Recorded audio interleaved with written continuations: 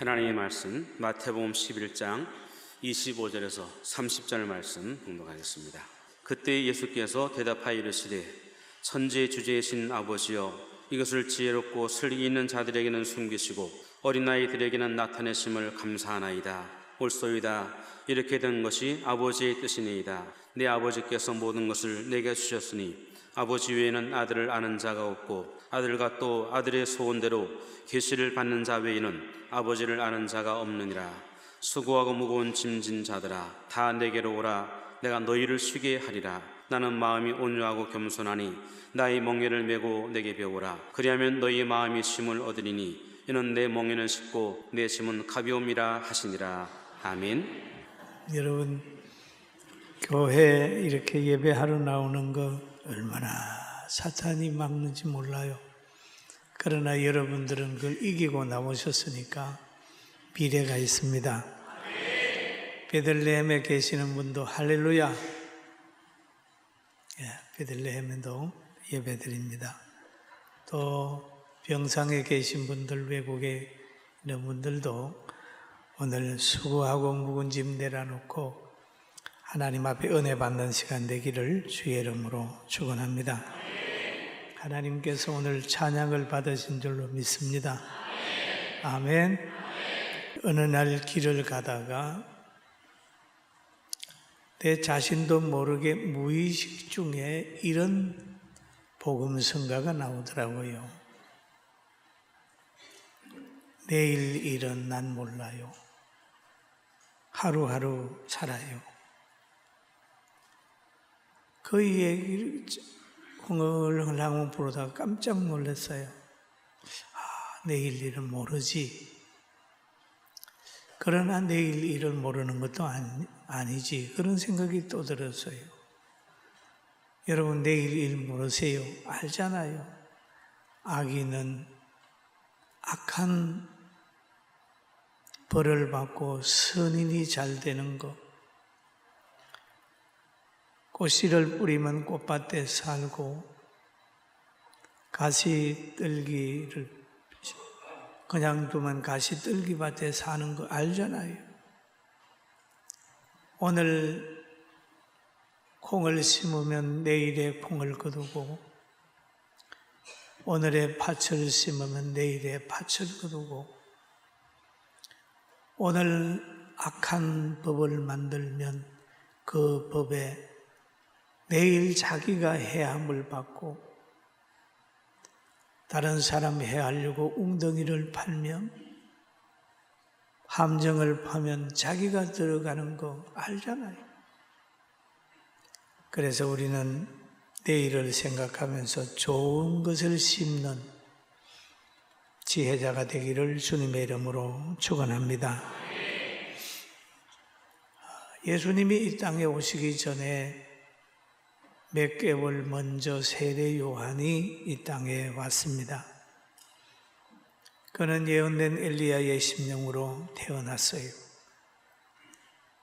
그리고 예수님이 공생에 들어가기 전에 예수님을 늘 증거하고 많은 사람들이 세례 요한을 따를 때에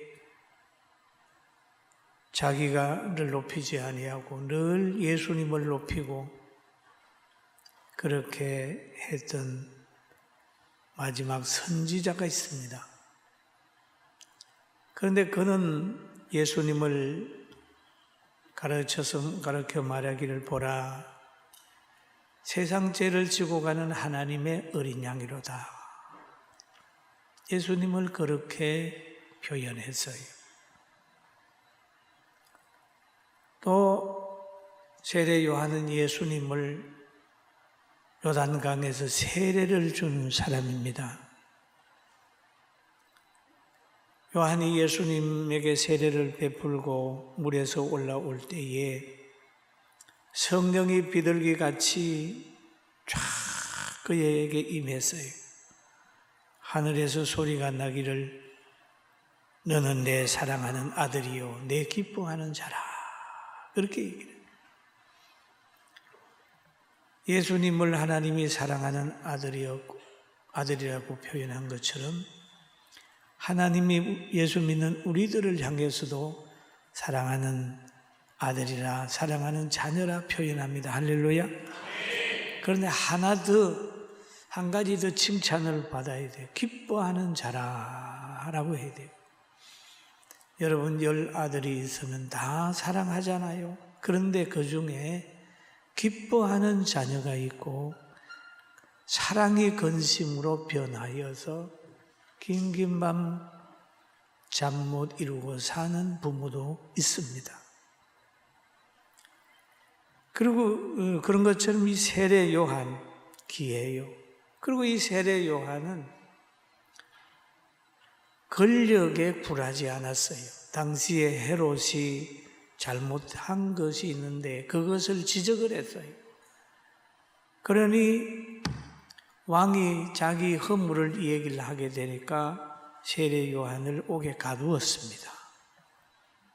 세상 권력은, 타락한 권력은 자기들 잘못했다 그러면 가두려고 하는, 회개하지 않고 가두려고 하는 속성이 있어요.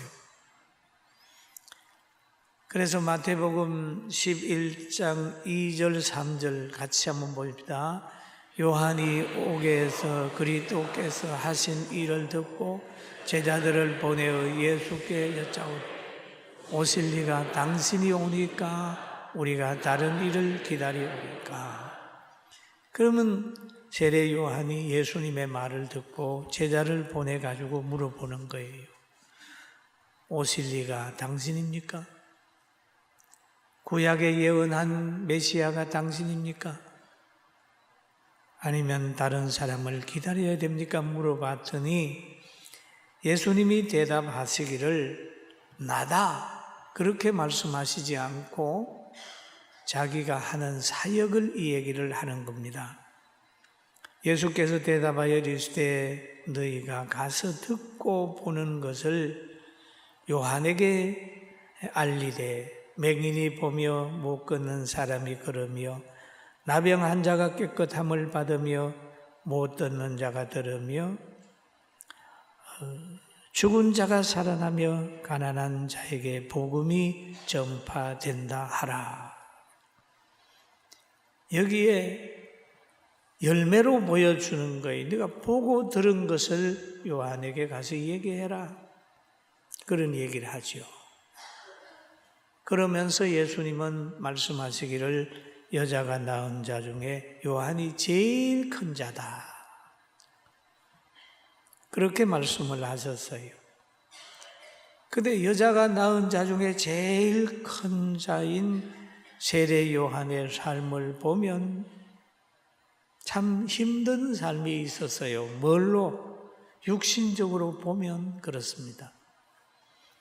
강야에서 메추라기와 역청을 먹으면서 많은 박해를 받았죠. 결국 바른 말을 함으로 인하여 그 왕의 미움을 받아가지고 한 여아이의 춤감으로 고만 헤롯의 생일날 그의 목이 잘려 그 순교를 당하는 그런 것이 있었습니다. 그런데 이 땅에 사는데 고난을 많이 당한다고 불행한 것도 아니고 단명한다고 불행한 것도 아니고 핍박받고 산다고 불행한 것도 아니다. 가장 불행한 것은 지옥 가는 길을 가는 게 불행하고 예수님 없이 사는 게 불행한 거예요. 할렐루야. 참 예수님 없으면 무슨 재미로 살아요. 무슨 재미로 살아요. 천국이라고 하는 게 있기 때문에 순교자들도 하형을 당하면서도 찬송 부르면서 갔잖아요. 그리고 예수님께서 친히 말씀하시기를 이 시대는 무감각한 시대다. 피리를 묻어도 춤추는 사람이 없고 애곡해도 가슴 치는 사람이 없는 무감각 시대에 살고 있다. 이 시대의 사람들이 또 어떤 사람이냐? 예수님 시대도 그랬어요. 가장 많이 사랑받고 은혜 받았는데 그들이 감사가 없다. 그랬어요. 그래서 그들을 향하여 말하기를 하이슬진저 고라시나 하이슬진저 베세다야, 너희에게 행한 모든 권능을 두루와 시돈에 행하였다면 그들이 벌써 베옷을 입고 제에 앉아 회개하였으리라. 그렇게 많은 하나님의 살아계심을 보고 체험했으면서도 회개도 안 하고 감사도 안 하고 있다는 거죠. 고라시나 베세다야, 은혜를 받고도 감사할 줄 모르는 이들에 대한 책망을 하는 거예요. 그러면서 그렇게 사는 사람의 미래에 대해서 예수님 말씀하시기를 심판날에라고 하는 말씀을 하지요. 같이 한번 봅니다. 심판날에 두루와 시돈이 너희보다 견디기 쉬우리라. 가버나움아, 너가 하늘까지 높아지겠는 음부에까지 낮아지리라. 내게 행한 모든 권능을 소돈에서 행하였더라면 그 성이 오늘날까지 있으리라. 내가 너희에게 이르노니 심판날에 소돈 땅이 너희보다 견디기 쉬우리라. 여러분, 주님께서 거기에 은혜를 주었다면, 소돈성에 너희에게 쏟는 은혜를 주었다면, 입혔다면 지금 사해바다가 태어나지 않았을 것이고 그 성이 지금까지 있을 것이다. 그러나 심판날에 너희에게는 소돈성보다 더 큰 고통이 견디기 쉬운 환경이 되리라 라는 말씀이 있습니다. 여러분, 은혜 받고도 회개하지 않으면 미래가 고통으로 다가옵니다. 베세다가 또 가버나움 그렇게 된 것 우리는 다시 한번 생각해 봐야 됩니다. 여러분, 베세다만 그렇습니까? 가버나움만 그렇습니까? 여러분의 가정은 어떻고 우리 대한민국은 어떻습니까? 대한민국이 해방된 데 대한 감사가 얼마나 있으며 우리 대한민국이 경제적으로 잘 사는 데 대해서 얼마나 감사하고 살고 있습니까? 잘 살게 되는 것은 잘 살게 한 사람들이 있단 말이에요. 여러분, 우리나라를 잘 살게 하려고 많은 분들이 자사고를 세웠어요. 자기의 돈을 들여서 학교를 세우고 학교를 짓고 많은 심혈을 기울였는데 그들의 공로는 다 어디에 가 있습니까? 우리 대한민국이 잘 살게 된 것은 우리의 조상들이 저 독일의 간호사로 가서 그 나라 사람들이 하기 싫어하는 죽은 사람의 시체를 닦으면서 외아를 버려들인 독일 간 간호사들이 있을 거 아니에요. 또 경제적으로 어렵기 때문에 해외 돈 벌러 가서 그 강산 깊은 곳 석탄을 뒤집어 쓰고 석탄 캐서 번 그들의 수고가 있잖아요. 그뿐 아닙니다. 32만 명이 월남 가서 전쟁을 하고 5,090명 정도가 생명을 달리해서 그들이 벌은 외화 가지고 경부선 놓고 포항제철 세우고 등등 해서 오늘날 잘 사는 나라 됐는데 과연 그들에 대한 고마움이나 공로를 누가 알아줍니까? 여러분, 잘 살게 한 사람의 수고를 알아주지 아니하고 도왔던 사람들, 함께했던 사람들을 외면하고 가면 필경 그 나라는 가난으로 전락할 수밖에 없다는 거예요. 우리는 이 모든 것을 보면서 하나님 앞에 기도하면서 회개하고 대한민국이 건강한 나라로 존재하도록 힘쓰고 애쓰기를 주의 이름으로 축원합니다. 어떤 사람은 그런 얘기를 해요. 한 나라하고만 싸우면 되겠지. 그런데 그러진 게 아니에요. 여러분, 한 사람하고 싸우면 그 싸운 사람의 가문도 친구도 다 있단 말이에요. 적이 많아질 수 있어요. 한 나라하고 원수를 맺으면 그 나라하고 잘 지내는 사람들 다 원수가 되는 거예요. 네? 다 왜? 우리가 기술 많이 발전해서 수출 많이 한다고 그러면 다른 나라에서 우리 거 안 사주면 끝나는 거예요. 우리는 하나님 앞에 기도하면서 대한민국도 우리 모두도 겸손하게 가야 희망이 있어요. 아멘. 아멘. 겸손하게 살아야 돼요. 겸손하게. 잘 산다고 고개 들고 교만하게 하면 하나님이 낮춰놓습니다. 그리고 예수님께서 이제 자기를 따르는 제자들과 무리에게 이렇게 얘기를 하죠. 천지의 주제이신 아버지여, 이것을 지혜롭고 설기 있는 자들에게 숨기시고 어린 아이들에게 나타내심을 감사합니다. 예수님께서 하나님 앞에 그렇게 감사 기도를 하지요. 여기에 보면 지혜롭고 설기 있는 자들에게 숨기시고, 숨긴다. 하나님의 계획을 숨기고 여러 가지를 숨겼어요. 그리고 아이와 같은 이들에게 나타내심을 감사합니다. 그랬죠. 여러분, 하나님이 보시기에 설기 있는 사람이나 사람이 보시기에 설기 있는 사람은 달라요. 사람은 왕이 크게 보이고 제사장이 크게 보이고 장로들이 크게 보이고 당시에 랍비들이 크게 보였지만은 하나님은 그렇게 보이지 않았어요. 예수님이 제자들을 선택하는 걸 보면서도 우리는 알 수 있어요. 당시에 많은 학문을 가지고 있는 사람들이 아니라 저 갈릴리 바다에서 고기 잡아가지고 생활하는 어부들을 제자로 불렀어요. 베드로야, 요하나, 야고바. 그래 어부들을 불러가지고 제자 삼고 하나님의 나라에 대한 거 가르쳐주고 동거동식 동행하면서 하나님의 역사를 많이 보여주었어요. 여러분, 어린 아이들이라고 표현하는 걸 보니까 미성숙한 자잖아요. 어린 아이들. 그래서 누가 철없이 행동하면 저 아이 같아 그러잖아. 아이 같아.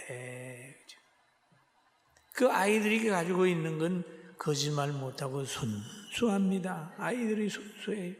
예수님도 아이들을 바라보면서 이 어린아이와 같이 자기를 낮추는 사람이 천국에서 큰 자라 그렇게 얘기를 하잖아요. 아이들은 참 순진하고 순수합니다.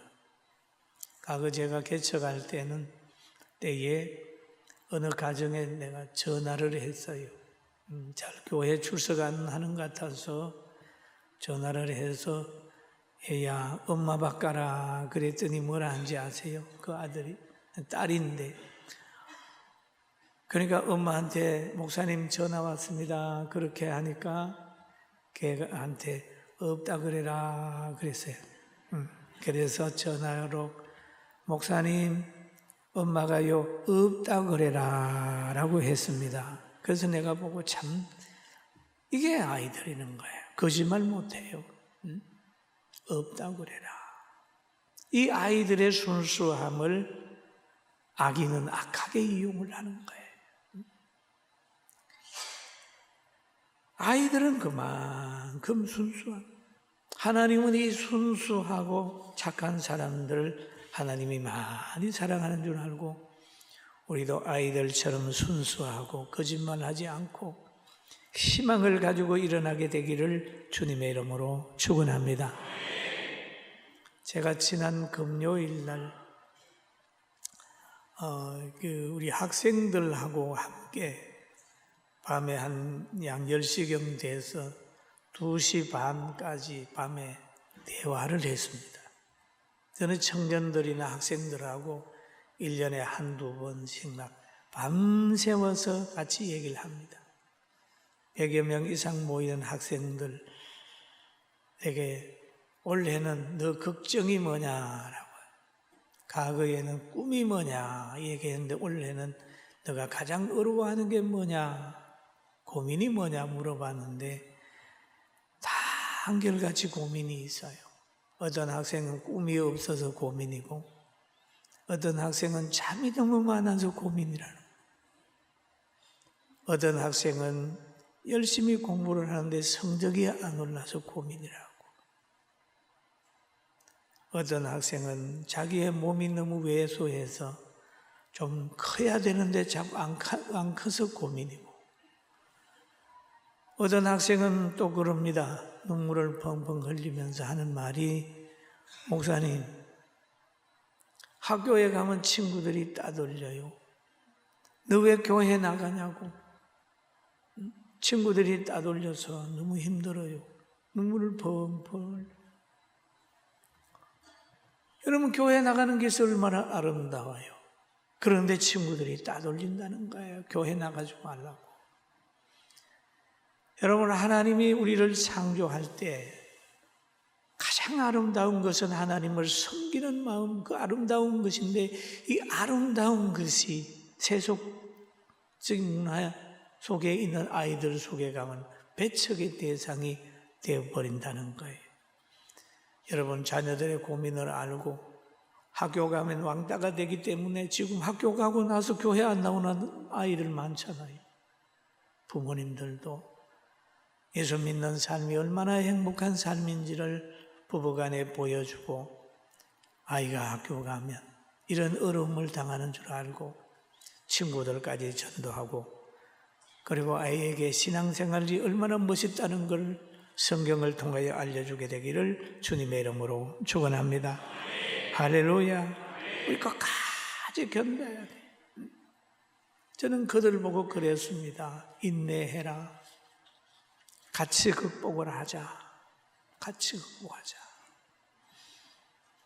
로마서 8장 38절에 보니까 우리가 알거니와 하나님을 사랑하는 자고 그 뜻대로 부르심을 입은 자들에게는 모든 것이 합력하여 선을 이룬다. 박해를 받는 것도 선한 것이고, 모든 것을 잘 견뎌나가게 되면 잘 될 것이니까 한번 인내하자. 이렇게 했더니 아이들이 힘을 얻어서 할렐루야 함께 했습니다. 할렐루야.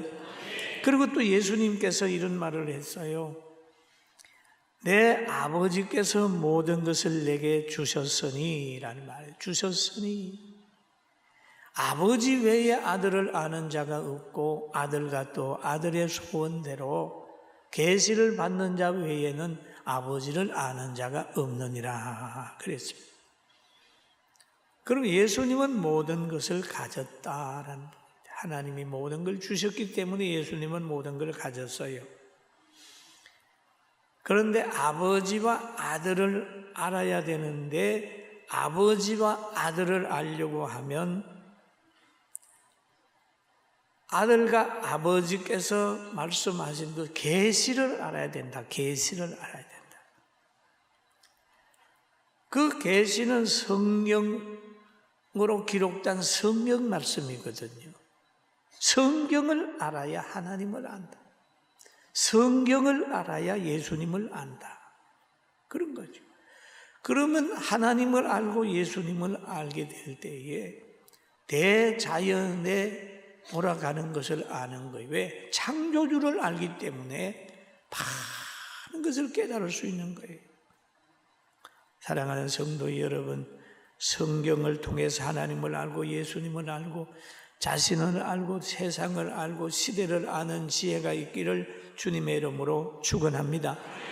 여러분, 아버지를 알게 되면 낙심하지 않아요. 탕자가 아버지를 떠나 있다가 이제 돈 떨어져서 남의 집에 돼지를 치다가 너무 흉년이 들어서 돼지 먹는 지엄 열매도 먹을 수 없는 상황이 이르렀을 때에 그 아들은 아버지께 돌아가는 거예요. 아버지께 돌아와서 아버지한테 엎드립니다. 그러니 아버지가 그를 사랑으로 맞아줬어요. 여러분, 내가 잘못했다고 하나님이 나를 버릴 것 같지만 여러분, 회개하면 하나님께서 다 받아준다는 사실을 알고 담력을 가지고 회개하며 신앙생활하게 되기를 주님의 이름으로 축원합니다. 아멘. 그러니까 구약에 보면은요, 하나님이 심판을 보낼 때라도 기간을 줍니다. 기간을 줘요. 그 노아 홍수가 이 땅에 임하기 전에 그때의 상황을 보게 되면 온 땅에 있는 많은 사람들 총체적 타락이 이루어졌어요. 성경에 보면 땅이 부패하였으니 이는 땅의 모든 혈육 있는 자의 행위가 부패하였더라. 부패. 그러니까 하나님이 새롭게 할 수 없을 정도로 부패하게 되니까 하나님이 그러는 거예요. 내가 이 인간을 멸해버려야 되겠다. 그렇게 했습니다. 그런데 그 부패하게 된 원인이 여기에 있어요. 원인이 어디에 있느냐 하면 모두가 외모를 취하는 거예요. 창세기 6장 2절 3절 보면 이런 말이 있지요. 하나님의 아들들이 뭐라 그랬죠? 사람의 딸들의 뭘 보고? 아름다움을 보고 자기들이 좋아하는 모든 여자를 아내로 삼는지라 그랬잖아요. 여호와께서 이르시되 나의 영이 영원히 사람과 함께 하지 아니하리니 이는 그들이 육이 됨이라. 그러나 그들의 날은 120년이 되리라. 그럼 하나님의 영이 그들에게 안 거하는 거예요. 왜? 너무너무 육에 속해 있기 때문에. 하나님의 사랑의 영, 생명의 영, 이런 영이 사람에게 거하지 않는 거. 왜? 너무너무 타락한 사람에게는 성령의 역사가 없어요. 120년 동안 그들에게 성령의 역사가 없었어요. 얼마나 타락했겠어요. 그러나 하나님께서 노아를 보고 그러는 거예요. 노아야, 방주지어. 노아는 방주를 짓고 있고 다른 사람들은 시집가고 장가가고 막 타락했어요. 그때의 문제는 뭐냐 하면 하나님의 사람과 사람과의 담이 무너져 버렸어요. 외모만 생각했어요. 요즘도 그런 역사가 있잖아요. 남자에게 총각에게 여자 소개해 준다고 한번 만나볼래? 그러면 제일 먼저 묻는 말이 뭐 같아요? 뭐 같아? 이 장로님 뭐 같아? 이쁘냐? 그 물어보죠. 다 그래요. 괜찮아? 이뻐? 이뻐. 여기는 뭘 듣고 했나 모르겠어요. 이뻐. 과거에 한참 그럴 때는 우리는요, 신앙 있냐? 이렇게 물어보는데 모르잖아요. 신앙 있어? 그 가정 신앙생활 잘해? 그 어머니가 신앙생활 잘해? 모범적이야? 이렇게 물어보는 사람도 있는데 이뻐? 그래도 여자는 남자 보고 있는데 차가 뭐 타고 다녀? 학교는 어디 나왔대? 또 뭐 멋있게 생겼어? 가장 중요한 거는 하나님 앞에의 마음가짐인데 그거가 다 없어져 버리는 거죠. 우리는 그렇게 사는 것보다는 하나님 중심으로 사는 지혜를 가집시다. 아멘.